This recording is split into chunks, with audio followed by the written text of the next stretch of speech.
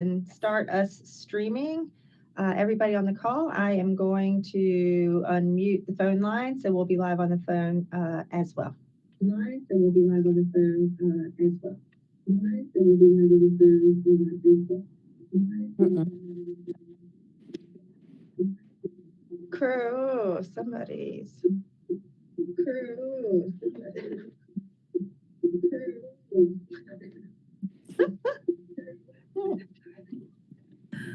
All right, and we are live on YouTube. All right. We are live. I'm hearing an echo.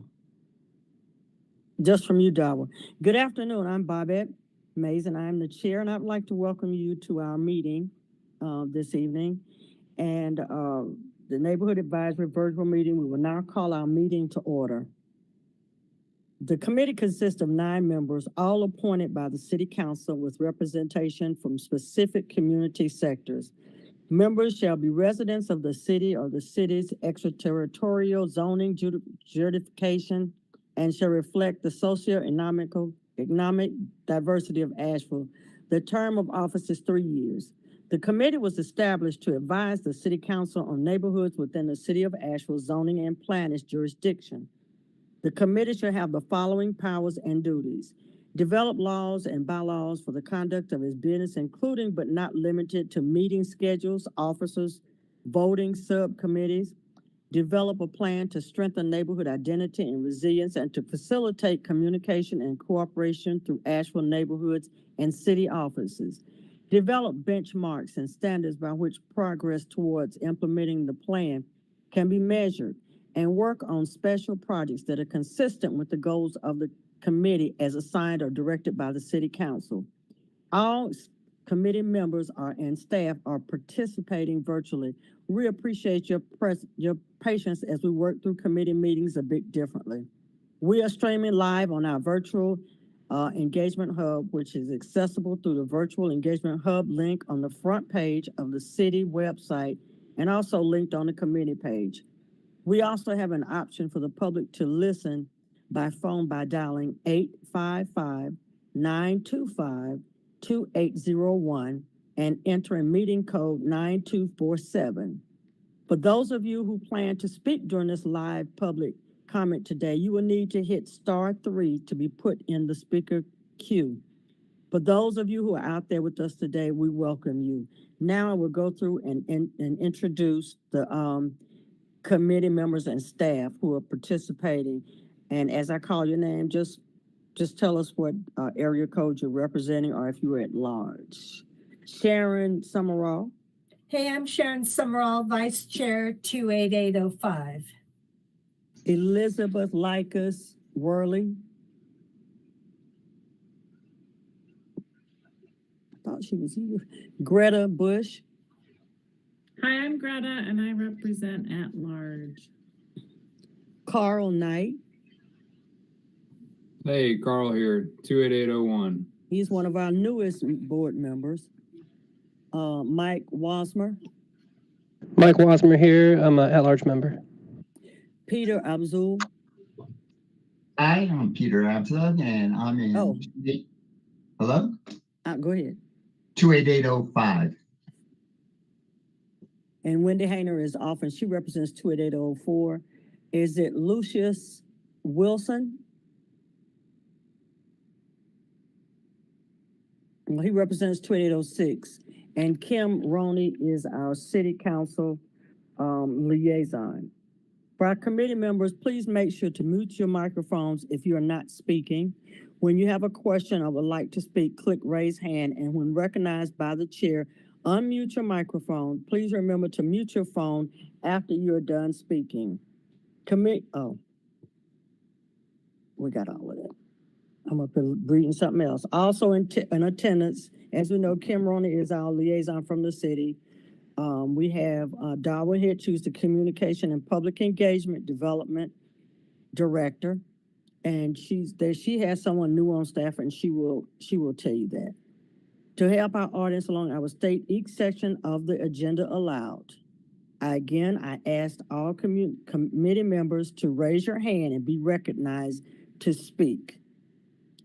So first is Has everyone had a chance to look at the minutes from our last meeting? Which should have been in March, I think. Can I get somebody to make a motion that we approve these minutes if you've read them and they're acceptable? I motion that we approve these minutes. Can I get a second?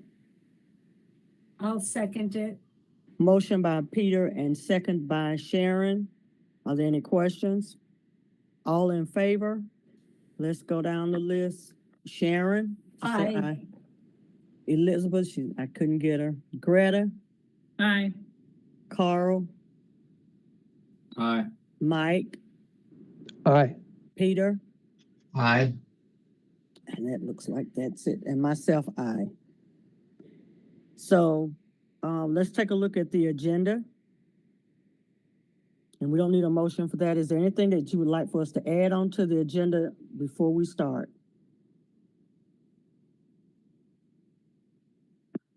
Do we have any public comments? There were no voicemails, emails, and there's not currently anybody on the line to speak for public comment. Okay, and so now we'll turn it over to Dawa, and then Sharon will take over from here. I hope that you'll have a great evening. I will listen to this, YouTube it up for whatever I missed for the meeting.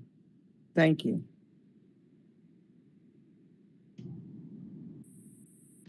All right. Well, thank you, Chair Mays and Vice Chair Summerall and committee members.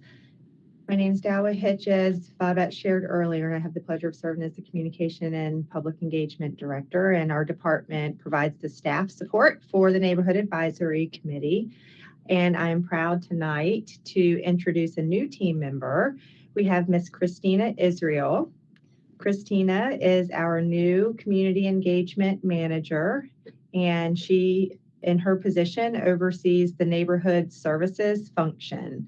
So that's Brenda's former role that was then filled by Jeremy for those of you that have been around for a little bit. And we are here in the next couple weeks are going to be reopening the Neighborhood Services Specialist position. But I'm really excited to have Christina on board, and she will be working closely with the committee as well. I know for the next 6 months, I'm going to stay the primary with the committee with support from Christina, and really look forward to continuing a closer relationship with the committee. So real quick, a few bits of information that it might be nice for you all to share with neighborhoods. And that is that invitation again, if any of the neighborhoods that are within your area code, if they are interested in doing community cleanups, there's still that opportunity with Asheville Greenworks. So just wanted to share that again and invite you all to share that information while you're out and about working with the neighborhoods within your areas or just neighborhoods at large.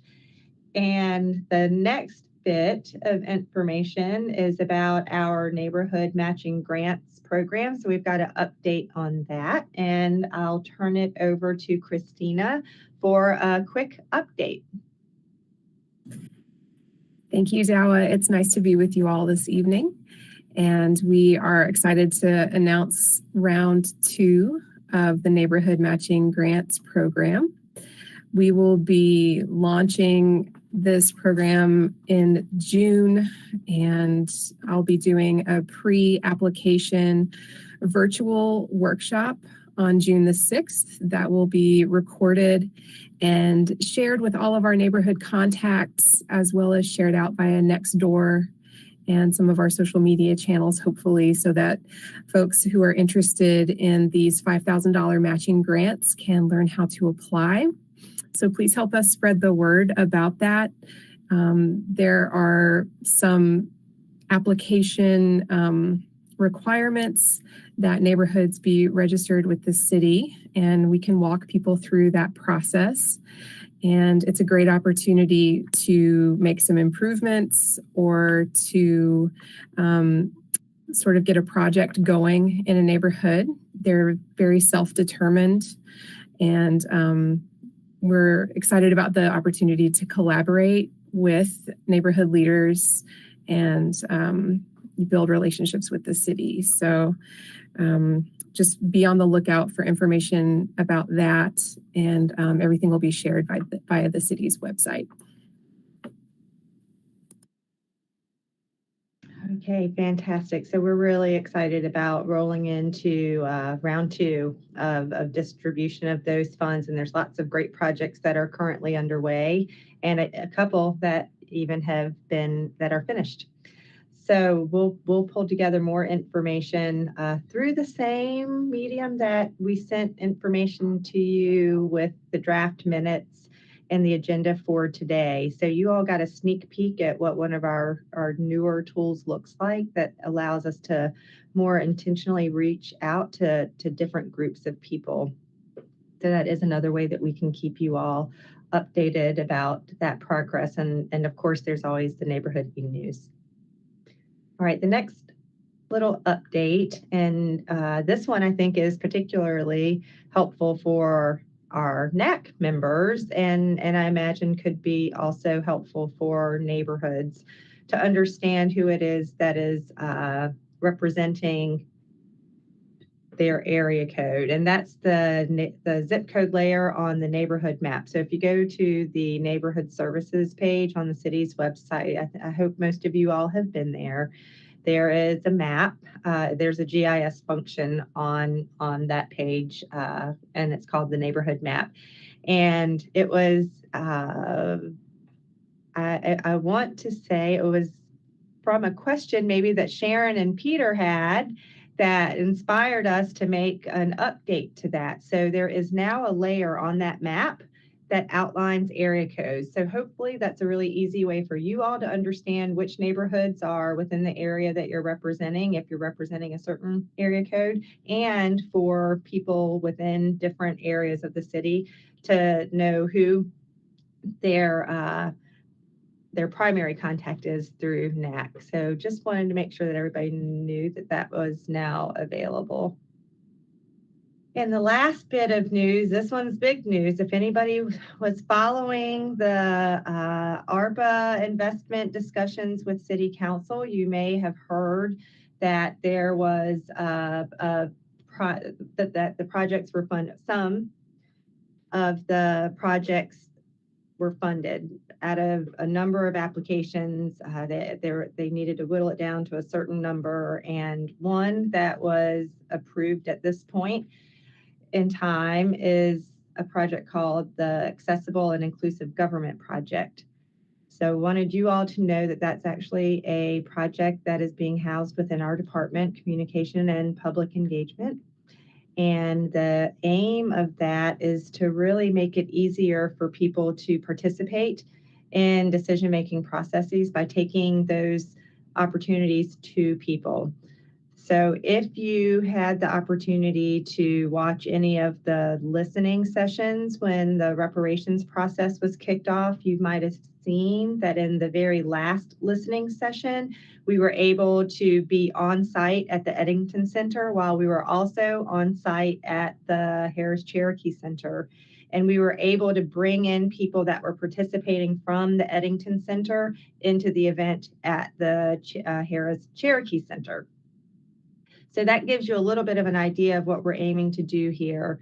And we really want to focus on where people are currently gathering. That's the whole idea of meeting people where they are and making sure that there are resources and technologies there to support folks that may have barriers to participation, such as childcare, transportation, and some of the other common barriers we know people experience. So that's a quick overview on that. I just wanted to plant that seed so you guys didn't hear about it somewhere else and not hear about it here. And if you're interested, we can bring a presentation or something to give you a little bit more detail as we get off the ground with that project. Sharon. Is there a way to get that into something like planning and zoning? Because the last planning and zoning meeting all of a sudden went from virtual to at the last minute to public. And there was a whole load of people that didn't know that. And so there was a lot of public comment that came through via emails that were not read because they couldn't get themselves down quick enough. So do you see what the problem was with planning and zoning at the last meeting? Is there a way to have planning and zoning be hybrid, I guess is the new term for that? So I don't know. I do know that our quasi judicial boards have more restrictions than some of our other community meetings or even other boards and commissions. But I can certainly add that to our notes as we begin to develop this program, and just know that dealing how we would approach quasi judicial sounds like will be an important piece of that, and that's aligned with what we've been hearing as we've been talking about hybrid meetings. This project is more oriented towards community type meetings, not necessarily board or the formal board and commission or quasi judicial, but I think most of the people on this call have heard that our intention is to certainly at the community meeting level get a good grip on what hybrid could look like, learn in that environment where decisions that could come out of it aren't as couldn't be as negatively impacted, where there's a little bit more room to learn and grow, and then possibly boards and commissions, then quasi judicial, council committees, and then city council way on down the road with this idea of hybrid. But I do think, Sharon, that we'll have the opportunity to learn a lot that will be very helpful for the more formal functions of government. Thank you. All right. Well, that concludes the information from our department and information that might be interesting for you all to share as you're out and about. If there's any of those that you would like additional information about, we're happy to share that or get it to you in a way that's packaged so that you can easily share. Just let us know.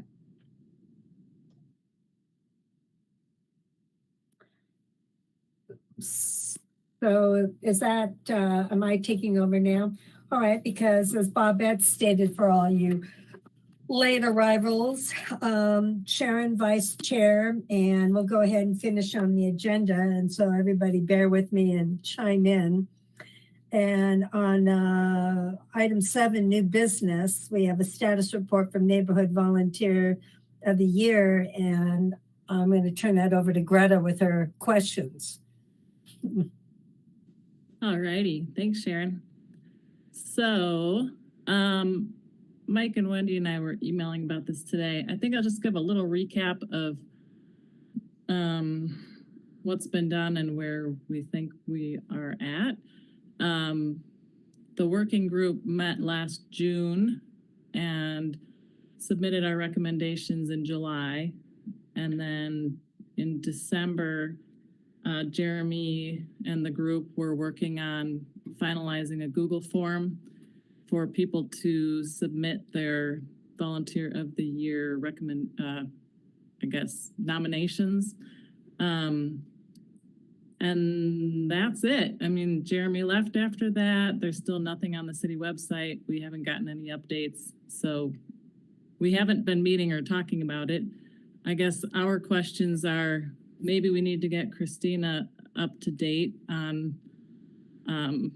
essentially what our recommendations were, and then what is our expected involvement going forward. Because Michael had mentioned in our email interaction today that historically we've given recommendations and we've created the structure, but the working group hasn't done the voting. So we should probably address that. Does that mean the working group doesn't have a say into who is chosen for Volunteer of the Year? I mean, we could, but we just need to I think, lay out that expectation and what people want us to do going forward. Because the working group was created to revise the process. So we did that and came up with our recommendations. But then, we needed to work with city staff, and then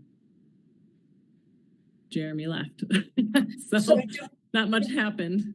do we know who makes that determination? Does that go all the way to council, or does that stay in-house with staff? I imagine that we can decide as a group. Michael? Generally, Sorry, I can't hear you. it would be like the whole group can make that decision. I'm sorry, you're breaking up. I'm sorry, the whole group will make that determination, or I'm sorry, That's fine. When you say whole group, I'm sorry, I don't know whom that encompasses. Okay, I think my connection should be fixed. Usually just the whole committee could make that determination. A lot of times we have only had a handful of applicants, so on the fly we have ended up making that determination. Just the clarity was that we didn't have the group, the task force that we set up, the subcommittee that we set up is just to revise the process, and it wasn't really intentioned at actually deciding who is the awardee. If I recall correctly, we did have somebody that we did award, but that they also did not want recognition. I don't know. Everything's a mess within the pandemic, and meeting virtually is making it all much harder. It is very hard to get clarity on this at this point in time. I think we expected a packet at some point of what the applicants were, and that packet never came out. So do we want to take this time That's it for me.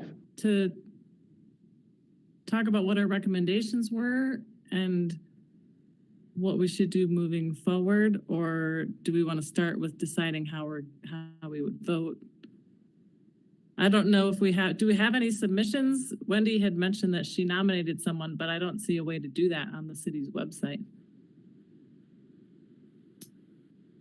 Well, we have 40 minutes on the agenda, and it's I saw that. 5:22, and I don't know how many people are on your subcommittee? Just the three of us. The three of you? I mean, do you feel like you need to sit down and hash it out more before we have a open back and No. forth?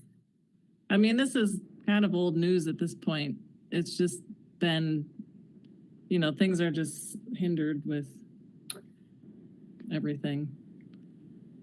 I mean, I've got it open in front of me. I can summarize our recommendations to get Christina up to speed if you want, or we can just plan a conversation with her, but it does not matter to me.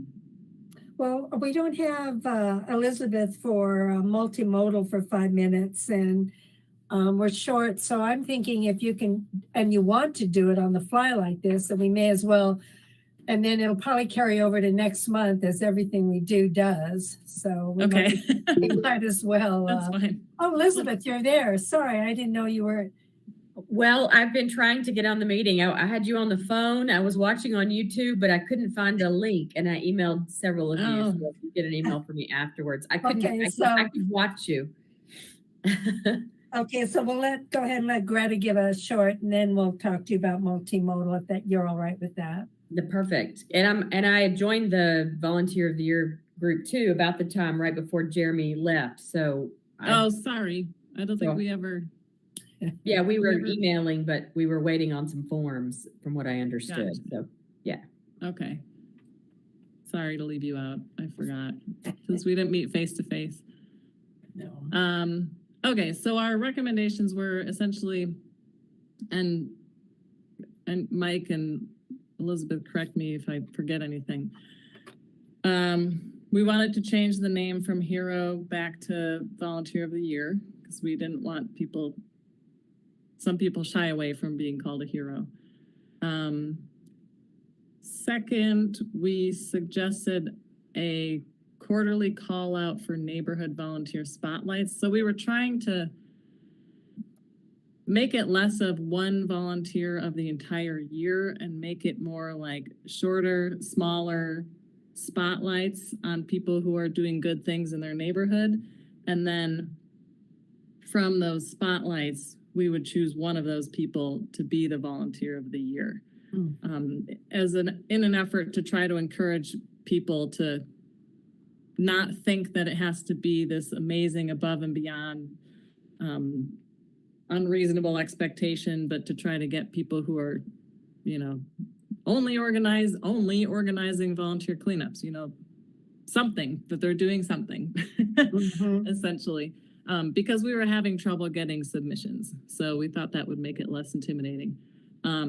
And then we thought that these spotlights could be just like a little write-up about the person and feature it on the city's social media, in the neighborhood e-news. Maybe even the city would take out an ad in the Mountain Express or the ACT or pitch it to WLOS, depending on what this person did.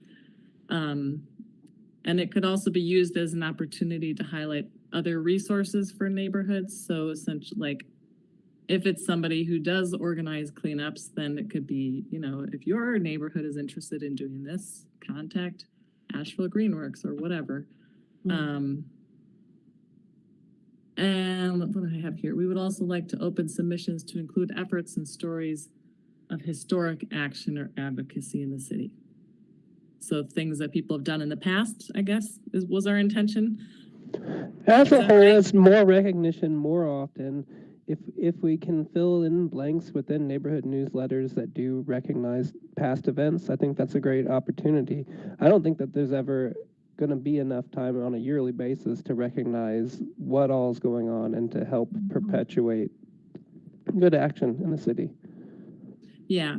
And we also wanted to slide the deadline. So we were doing it like end of year, right? Historically, which is a really busy time.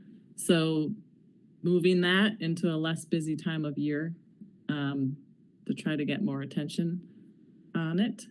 We also came up with a potential press release that the city could use.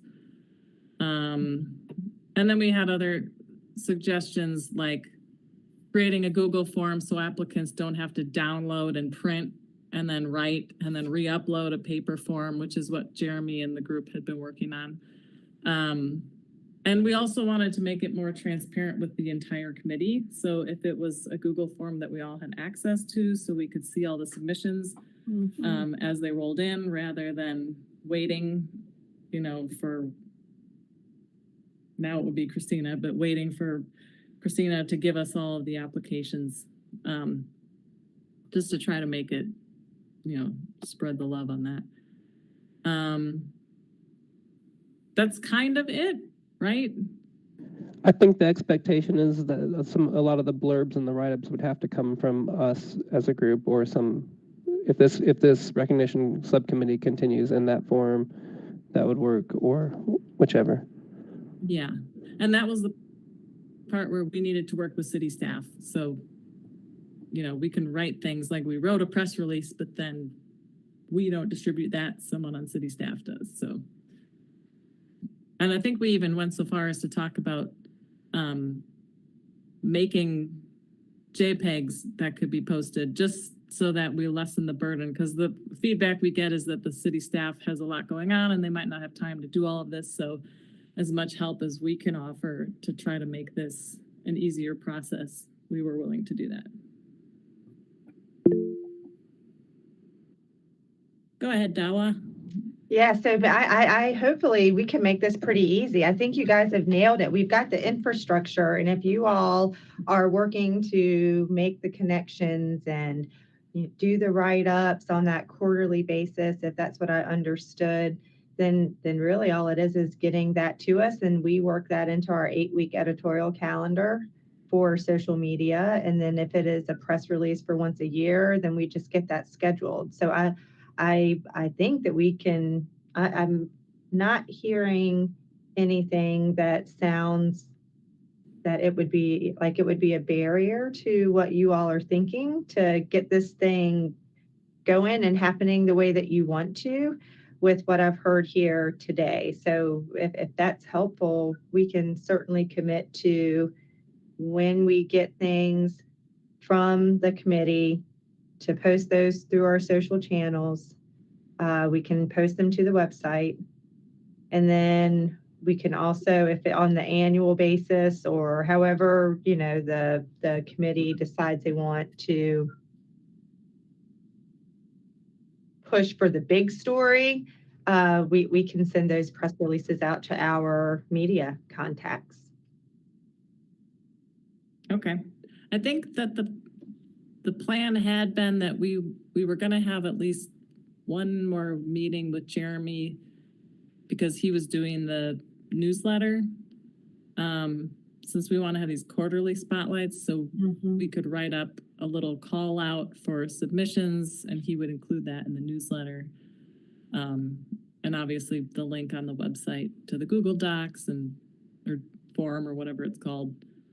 But then internally, I think we need to come up with when are our quarterly deadlines, and then we need to, like, are we going to put that on the full agenda, or is that going to be a continued working group touch base type of thing? You guys did a great job. That's really comprehensive. I really like it. You guys got a lot done and accomplished. I like the quarterly very well. I think that's great. At least in the neighborhood I'm involved in, Easton Valley, there's several people that are involved that could get shout outs quarterly. And that probably just, whether they got nominated or not, that would make them feel good for all the work that they do just by volunteering. As opposed to the one big person that does a whole load of stuff all the time. It's all those other people that are doing everything underneath. Yeah, we thought it was more inclusive. That's great. I really like that. So Greta, if it is helpful, we can typically slide anything into our editorial calendar, and then the e-news just picks up. It's another part of the process. It just picks up what has been on the website and just puts it in a different format. 2 weeks. It's easy for us to work if we've got 2-week notice to slide in a communication. So if that helps you all as you determine, what a quarterly rhythm might look like for getting all those pieces together, putting together something for us to then push out, just know we only need about 2 weeks. Okay. So then it would be put on the city's website, like one of those blog posts, and then it would get automatically put into the, cool. Well, then I think, I haven't read it in a while, but we had a press release, so it's very short, but that could be the blog post essentially. And then if we can find wherever that Google Doc is or Google form, I'm sure it's in my email, to link to that from the blog post, then that would direct people to submit. I think the only other missing pieces then would be we need to figure out how we're going to push it out to the neighborhoods. So we had talked about also possibly emailing, if there's an email list, all of the heads of neighborhoods, and asking, like sending a JPEG along with it and asking them to post it on their own social media pages, so it's not only on the city's page. I'm not sure if there's anything else that we talked about. But that sounds good. Yeah.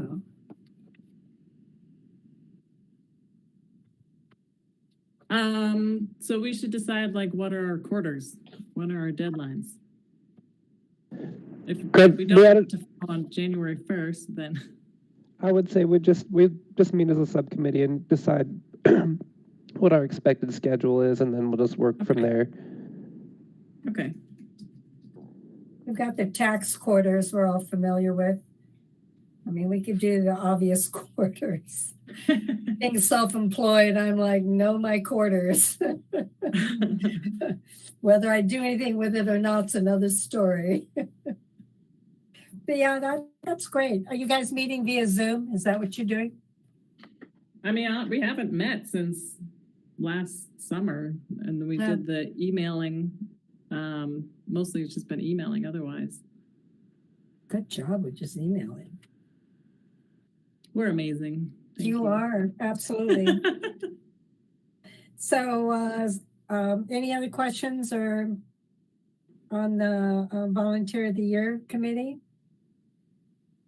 All right, if not, then let's move on to Elizabeth and the multimodal conversation. Elizabeth, can you? hear us? Yes, thank you. Sorry, I had my camera off. I've been homesick all day and I'm just What, you didn't curl your hair?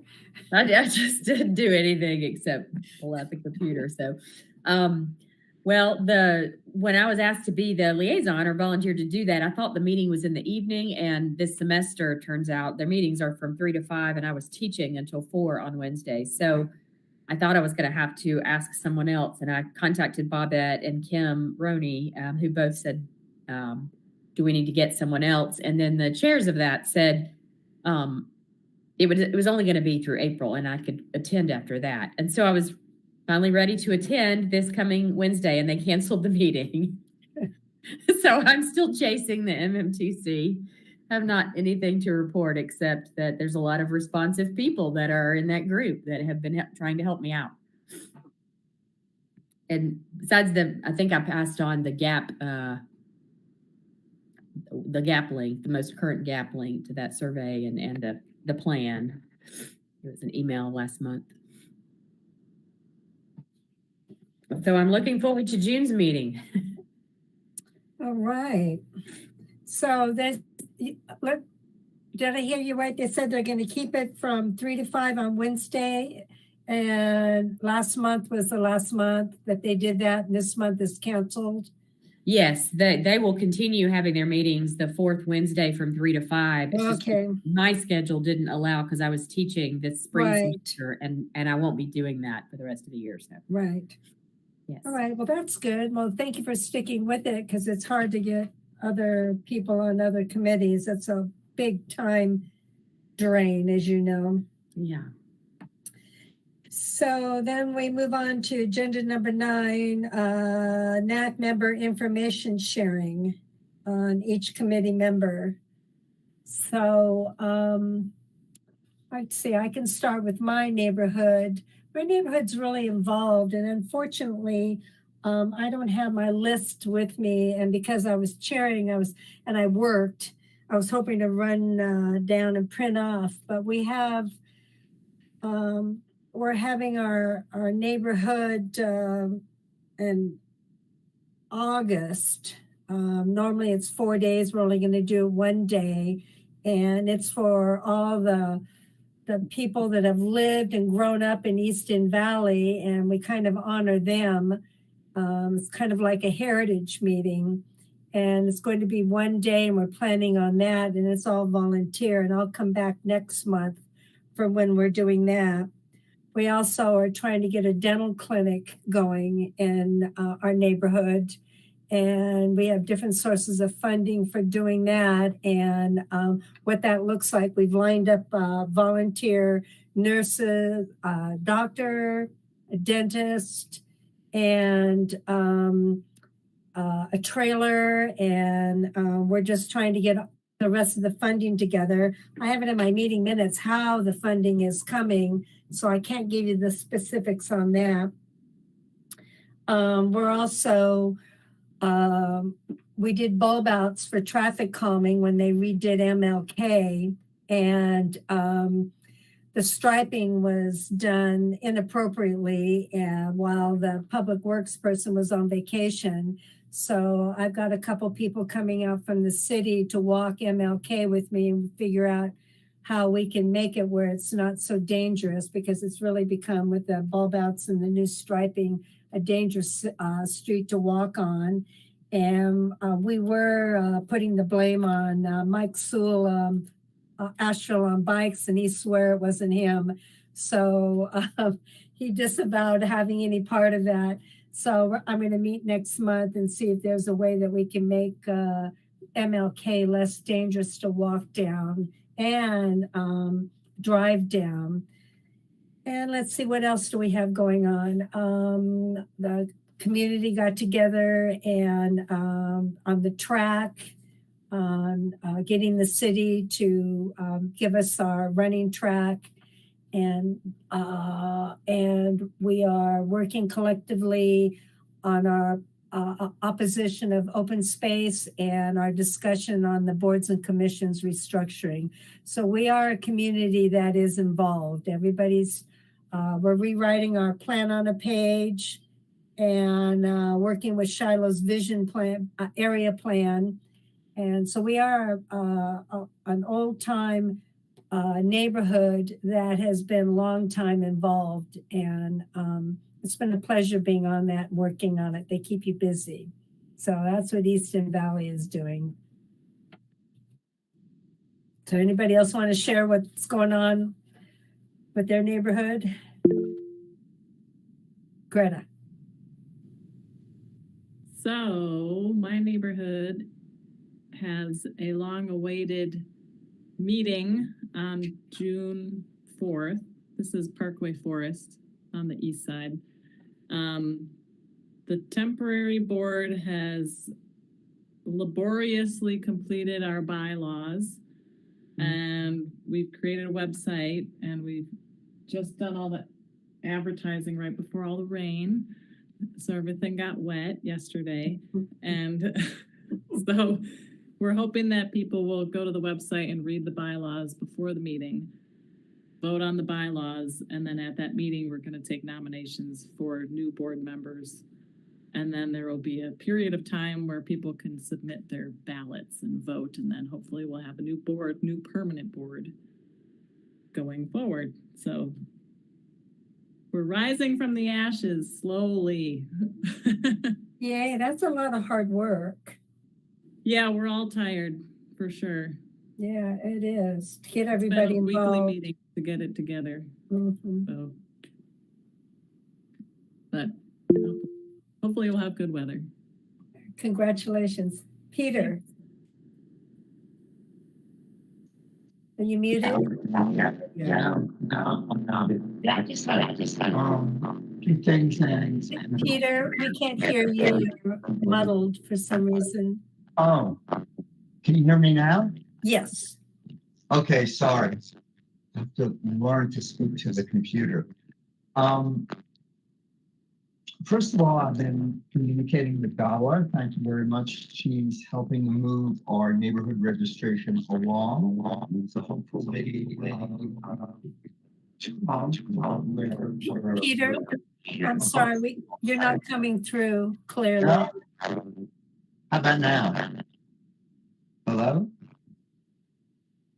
Okay, No, that's clear. now you hear me? Okay, I'm gonna keep my head just like rigor mortis. So anyway, so thank you for doing that, Dawa, and hopefully we can participate in the matching grant thing that's coming up. One question from one of our neighbors. The water, whoever's in charge of putting, fixing water pipes and all that along the street, I guess it's Public Works. Yeah. So they worked for months on it. This is not exactly in our neighborhood, but leading up to it. We're kind of up a mountain road. So they're now done. And of course they ate up the street and kind of put this asphalt on there, just a kind of a ribbon of asphalt. So the road's really pretty crappy. And they asked me how, what's the next step? And, I had no idea. So I wanted to ask, from the wisdom of this group, who could I contact to ask if there are and when plans to repave the street that's all messed up might happen? My suggestion is, and Dawa probably has more, is have you ever downloaded Asheville app? The Asheville app. No. Okay, write it down and download it. Okay. And that has been enormously helpful for me. And we have different sections on Asheville app, and you can put it under zoning if you want. And what it will happen is they're still kind of working on it, although it's been, I think, at least 2 or 3 years it's been going on. Take a picture of the area. The app will allow you to take a picture. It will also automatically, depending on where you're located, give you that address, but you can also hand put the address in that you're talking about. And then you can write in there what your problem is. And it will get submitted to a department, which is probably going to be Public Works. Okay. What will happen is you will get back in a couple days that'll tell you that it's been completed. That doesn't mean that your problem's been completed. It means it's been sent to the department. And the department is taking it and reviewing it and will send it on to whomever it goes to. And you will get a response back via the Asheville app on what's going on with it. And they'll come back to you and it will be public knowledge. If you don't hear something within a reasonable amount of time, you take a picture and you submit it again. And I've generally not had to wait longer than, about 10 days with complicated issues. And you'll get what's going on with it. And then they'll let you know, someone will go, this is going to have to go over to so-and-so and so-and-so's department. And then it'll get back to you. But the Asheville app works for everything. When you take a look at it, you'll see all the options you have with it. And it's in the App Store, I assume, the Apple Store. And you said submit with an address. What if this is goes by many addresses? When you go take the picture or you stop to see. take the picture, it will give you, and what I'll do is I'll say the 400 block. Okay. I'll say because it allows you a big long description. Okay. And then you can say between 100 and 900 of whatever block it is that you're having the issue with. And then it'll only allow you to take one picture. So it doesn't matter. You just need one picture to show. I would do personally the zoning part of it because it'll then send it to, because I don't think, there may be a public works section. I don't remember. Was there? So it warms my heart that you know so much about the Asheville app, and it led me to wonder if maybe we shouldn't set it. If you all are interested, I will offer this, that we could, in one of your meetings, have a team come and give a presentation. Because if, just like Sharon just did, if you all can share within the zip codes that you serve, if somebody asks you a question and you can inform them that this tool exists, it's great because it really has an accountability level to it. And just like Sharon said, that if other people have made a comment on the same issue, the pothole, whatever it is, you can see where the progress has been on getting that fixed. I want to say, and road issues are complicated. It depends on, is it a state-owned street? Is it a city-owned street? Is it a privately owned street? And then under those streets, we have stormwater, which is public works. We have water, which is the water department. And then we have MSD, which is a whole nother organization. So to Sharon's point, you can still send it there. And then the people that get it on this end, they know, oh, wait, that's an MSD project. And you might see that it's closed out, and that's an improvement that we're trying to make. It doesn't mean, just as Sharon said, it doesn't mean necessarily that it's done, but if it is an organization that's outside ours and we've communicated back that, oh, hey, this is MSD, here's a contact number for MSD, you would see it closed in our system. So we're trying to tighten up the communication on that because we know that has been confusing to people. Yeah. So I'm a little confused. So if I send it to, let's say, zoning, and they say, this is not us. The way I No, understand it, they won't do that. They'll pass it on. That's okay. right. Yeah. So Okay. so that's a good question. That's only if it's an organization outside of the city of Asheville, like MSD or Duke Power, other agencies that we have partnerships with. So we can give you the contact information. For example, if you have a light on your street that needs to be replaced and Duke owns that Okay. particular line and needs to come out and fix it. So even if it's not city. So if it's in the city, they'll pass it on too. Okay. Yeah. That's good. They'll pass it on. I mean, I've been using it for 3 years and it's been really great. And it's just called the Asheville App. Asheville app. Oh, fine. Mhm. Yeah, Okay. and download it. I've got it on my phone. And you can do anything from garbage on the streets to street lamp out to potholes Great. to abandoned vehicles to anything and everything that has to do with Asheville. Yeah, and Peter, it's on the front page of the city's website. So if you just go to ashevillennc.gov and you scroll down, you'll see an area where it says report issues. That is the Asheville app. So you can get to it straight through To the the website. website. Okay. Fantastic. All right. Thank you very much. Thank That's all you. for me. Anybody else want to report on their neighborhood? Carl? Sorry, I just smelled burning potatoes and had to go turn the oven off real quick. I live on Walton Street, so there's always some exciting stuff going down. It looks like we may have saved the old Walton Street pool, which was like a historic gathering for the historic Black community here, which is really cool. Wesley Grant Center is coming along with the new basketball court and a whole brand new pool as well. Mhm. So everyone's pretty excited about that as well. We are also wondering about some road conditions and speed bumps going in, and there's always a large group of people advocating for sidewalks on Oakland, which is this very small strip, but it is highly trafficked, a lot of foot traffic for the high school kids going to Asheville High. And it's just a very strange,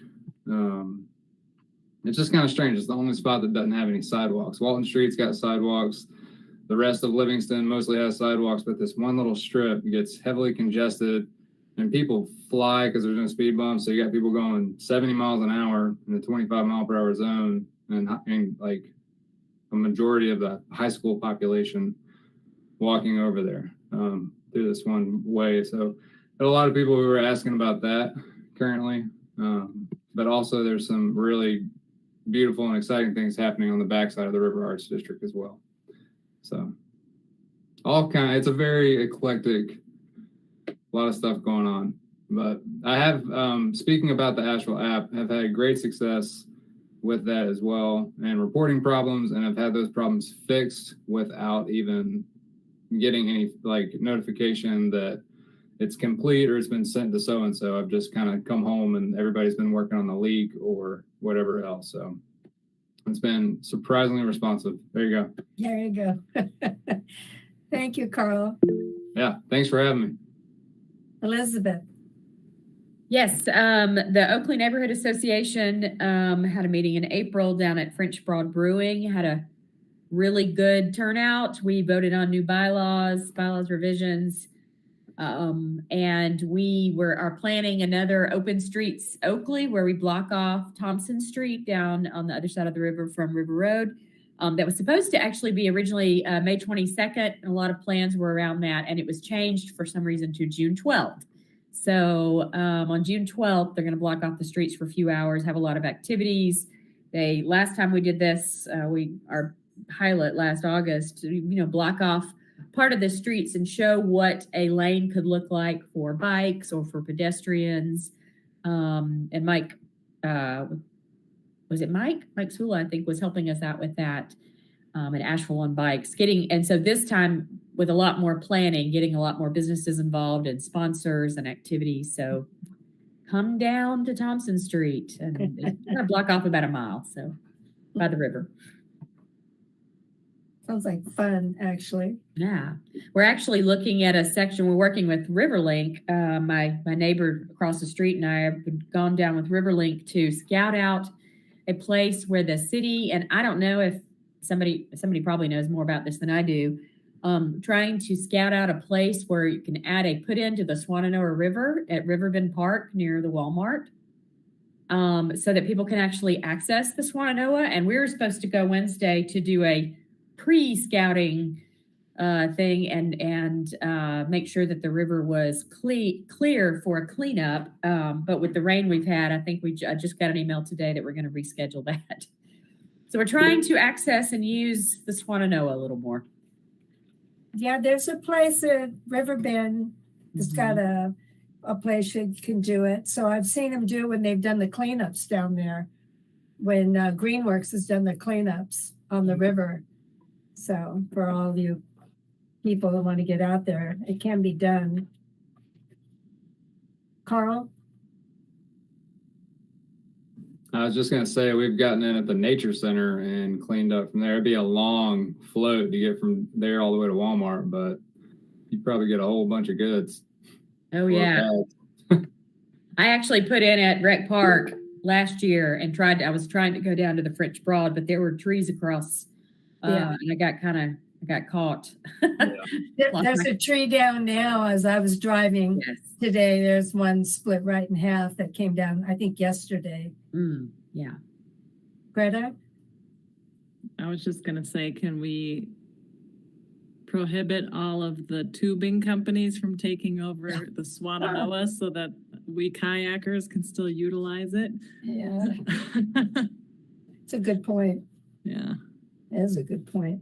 And I also just want to note that when I moved to Syracuse for 2 years, I told their city about the Asheville app. I was on the Citizens Academy, and I was just like, how do you get all this stuff done? This is what Asheville does. You guys should look into it. So I thought it was very useful as well. You mean we're a good example somewhere? Yeah. I hate to badmouth the city I love, but yeah. all right. Michael, do you have anything to say on your neighborhood? Are you good? Are you cool? I've been kind of out of the loop. My family's been sick for over a month, and then capped it off with COVID. So it's been an interesting spring so far. So yeah, I've been out of the loop. Our neighborhood hibernates through the winter, and I think even their most recent meeting was canceled because of a COVID case as well. Yeah, no, not too much. I've been watching things from afar. I'm looking forward to see what the South Slope Vision Plan, how that comes about, and hopefully has some specifics for my neighbors who will abut future central business district zoning. Yeah. But yeah, not too much going on otherwise. It's been pretty sleepy spring.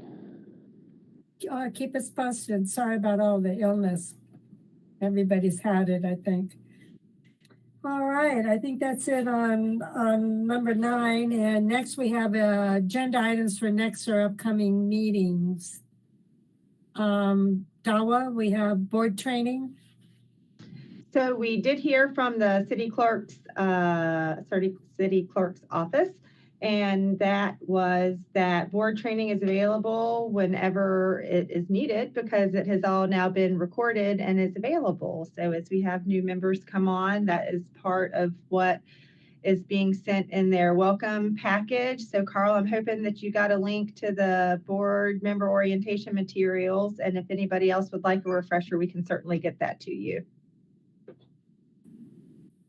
Thank you. So with that, I wonder, go ahead. I'm sorry, Carl. No, I was just saying thank you. I did get it and reviewed.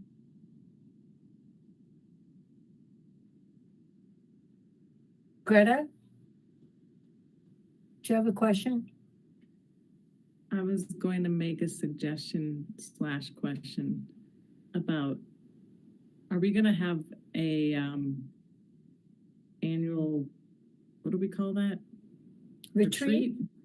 I know we did it earlier in the year, which was kind of out of order. But usually I think it's like June or July. We do something like that. Just thought I'd bring it up. Do you want me to put that on the agenda items for the next or upcoming meetings, Greta? Annual retreat? Well, May, June. I mean, if we have it on the, it depends how long it would take to plan, I suppose. Like if we want to do it in July. When did we have the last one? I'd have to look it up. I just joined when we had the last I think one. it was, I don't know if I'm mixing up the years. Or Welcome to COVID. yeah. Does I anyone have remember? it somewhere. I joined, I think, in August, and I haven't. It's been on the agenda since I've been coming, but we haven't had one. So it must have been before. Oh, okay. August. Then it was like I wanna say it- March of last Yeah. year. June, I want to say it was June or it was before, because Brenda did it with you all, didn't she? I think that was the Yeah. last thing that she did before she took her interim position and then got the promotion. Was So it what if- April? Maybe April. I May? got it here. Let me look. I don't remember. April 26, 2021. Okay. So we I've got passed to April, ask, so we should is probably there do that. is there potential we can do this in person when it comes time? I just want to ask that question when it comes to the actual retreat and It would be nice. or Dawa, is there any transition into in-person meetings for other committees and boards? Sure. For an annual retreat, I can't imagine that would be a problem. We've already got quasi-judicial that have gone back to in-person meetings. And we're working with boards and commissions, knowing that staying virtual is helping with some barriers for many members. So if the group wants to do the annual retreat in person, I don't think that would be a problem. I do want to note that June or July that my term is up as well. So you're gonna need to. I'm not gonna re-up for a third term. But Greta, as I understood it, maybe you picked up a partial term initially, or I served 2 do years. you know the specifics of the first term you took? I think you're right. I picked up for somebody. It was 2 years. I don't And then remember. you left after a year or some amount of time, and then picked up again. Is that right? And then Okay. a new term started in whenever the annual I retreat think was 2019. by Yeah, the I nubs, have- you're good. I have you at And also large. you can stay there until the position is filled if you choose to not continue. But you could continue if you've done a partial and one full. Like you still can do another. I'll have to think about it. So I will say this on the annual retreat. I think that there is some value with all right, so we know what council's priorities are for this coming fiscal year. So that's some good insight, I think, for the committee to have when when you all are talking about, what you would like to focus on for the next fiscal year, and then the budget being passed in June is the next step, and it provides a little bit more structure or reality to what the big ideas are. So I think whenever you all are ready, as long as we have enough time to plan, and it's really a lot of planning with the leadership and the committee members with just what you want to get out of the retreat and making sure that we can secure a space. So I can put it on there that it came up today as an agenda item to consider. And then I guess when we're looking at the June agenda, that's when there'll be further conversation, if that sounds good to all of you. If that's enough time. I don't know what goes. Well, it would just be it would be a discussion. I mean, so the next step would be right before the June meeting, determining what the agenda is going to be for that meeting, and it could be a discussion about the annual retreat. And then all of you could talk about how quickly you'd like to see that happen, if that works for y'all. And you'll have council priorities that pertain to us on NAC? Well, yeah, just to all, I mean, to staff and all boards and commissions, those 6 priority, I think it's 6 priority It's areas. 6, yeah, I Yeah, remember. yeah. I agree with Mike. I think we should meet in person. Mm-hmm. Do we have any problem with meeting like at Public Works at the I'll have to look and see what our space situation is down there. I don't know that they are still open in the building past hours, but those are all things that could be discussed if this is going to be on, if the discussion of the annual retreat is going to be on the next NAC meeting. next NAC? Okay. And then yeah, we've got, are we done with that discussion? Am I jumping too far ahead? No? nope, I've got it added. All right, great. Again, I had a meeting with Chris Collins on the, they're so short-staffed with Shannon being gone that we've got the technical review committee pending Chris Collins. We're not going to see, Chris Collins is like a surgeon. Unless you're dying, you're not going to see him. Well, You know. Sharon, I talked to Chris and he said that he can definitely come to a NAC meeting to give an overview of what the technical review committee does. He just needs about a month's notice. So if you all would like for him to be there for June, I just talked to him about 2 weeks ago. If you say, yes, we'd like for him to come in June, I will send him that email right away. I would, because we had Brenda, as far as the staff reports for TRC, and I don't know if Christina is willing or whether it will still be a position on the staff reports for TRC on what neighborhoods think about developments. I would like to see that continued, but that's going to mean involvement of some sort with someone like Christina or someone in that position. And I don't know whether you're set up for that on her job description and what that means. So I think that all time, for me as a person that's on TRC and misses it, I'm the only one that's reading neighborhood meetings right now. And even though I'm involved on the Urban Forestry Commission, and my involvement with the neighborhood meetings is basically what do they feel about all that area being denuded, how many trees are going in. On the NAC end of it, I can see that the buildings are too tall, it's too dense, they've got many issues with it that need to be posted on the staff report, or even the good things they say about a development, which is few and far between. But I mean, and the compromises that the neighbors are making for development. So there's a lot of nuances in that position that Brenda was brand new at it when they put her on there, and then she got moved to another position. So it's never been fleshed out what that position means and what does it mean on the staff report. Yeah. So I've got a good idea of what it means, and I think I will say that the technical review committee is strictly technically oriented. So it is neighborhood services or communication and public engagement. We haven't always had a seat on that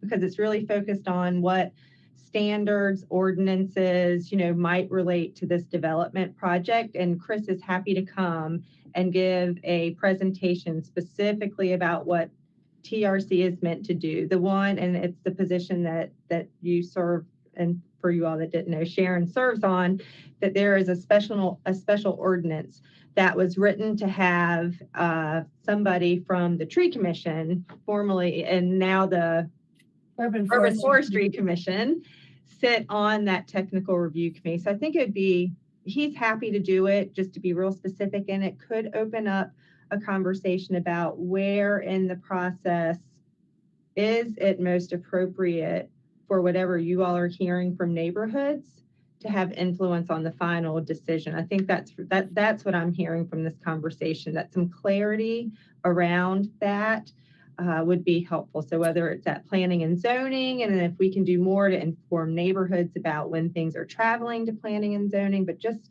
having some clarity about what each of these different steps of the development process entail and what the intention is behind them could be really helpful.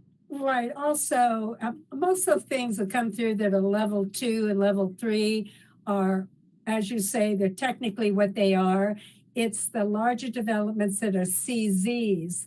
And most everybody doesn't know that in a CZ, developers can go outside the scope of zoning by asking for a change in the compliance, which is called a condition, a B1 condition. And those conditions can be everything from height to width to setbacks.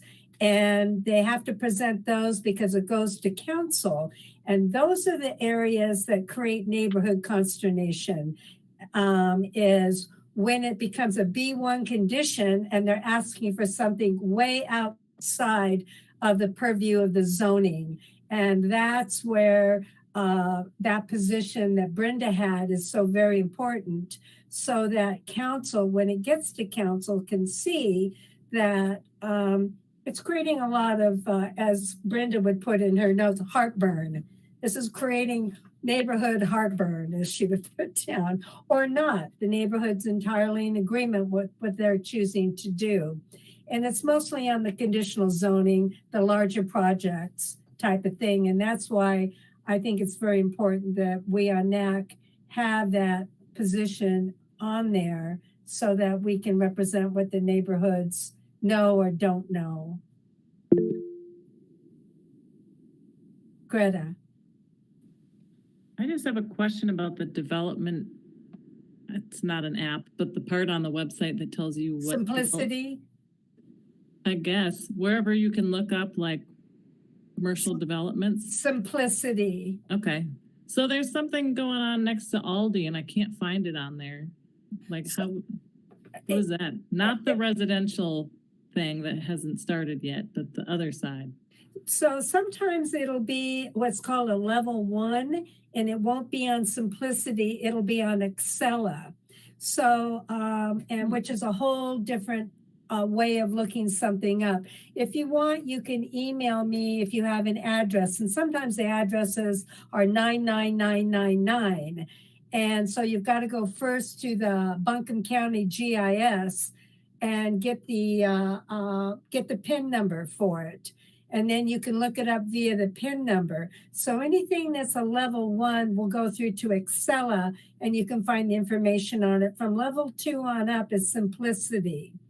Okay. And also, if it's in the planning process, a lot of times it won't be, only because the staff is backlogged up to their eyeballs. Sometimes it's taking a little while before it gets put on Simplicity. But if you want some help with it, I can help you maneuver and find out whether it's a level 1. But you can start with the PIN number by GIS Buncombe County. And Excella has a search. You can put in that PIN number in the search. And if it's Simplicity, it'll give you a link from Excella to Simplicity. Simplicity will not give you a link back to Excella. Okay. All right. Thank you. You're welcome. Dawa, do you have more to add to that? No, I'll just say it's easy. I think it's easiest to get to it by just typing in development portal in the search bar on the website, and it lives in Simplicity. That's what the tool is that manages it. And no, I think you hit the nail on the head, Sharon. You can sign up to get notifications in a certain if anything is larger projects are coming along in a certain geographic area, it will automatically notify you if you want to keep up with them that way. And then it's got some contact information as well if you wanted to further explore projects that are happening in and around your neighborhood. Right. Okay. Thanks. I'm looking at it. But you can email me if you're having trouble with it. Okay, I will. Thank you. And we've already done the status report from Neighborhood Volunteer of the Year. So I think we've covered everything that I can see, Dawa. And our next regular meeting is for June 27th. And again, will be held virtually.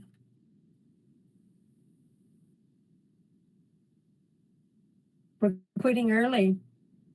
Yay. I can talk more. Elizabeth.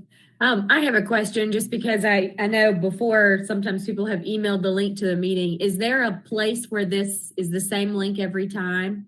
I ended up going back to a February meeting and clicking on a link to get here. Yeah, so we can add the link to each meet. It is the same link. Okay.